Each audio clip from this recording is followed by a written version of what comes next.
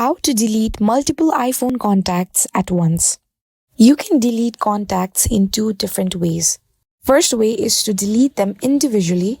Have your contacts application open on your iPhone device and select a contact that you would like to delete. Select Edit, scroll all the way down and select Delete Contact. This method can be very time consuming as we delete contacts individually. Another way of deleting multiple contacts at once is place two of your fingers on the contact that you would like to delete and simply drag it down. Now click on any one of these contacts and it shows you that you can delete them all at once. Since you have to delete them in a sequential order, simply create a list and add all the contacts that you would like to delete.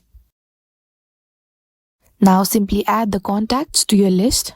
Once you have added the contacts to the list, simply repeat the process of placing two fingers on a contact and dragging it down and click on any one of the contacts to delete. Select Delete Contacts. And that's it. This is how you can delete multiple contacts on iPhone. If you liked the video, give it a thumbs up and subscribe to our channel for more amazing content.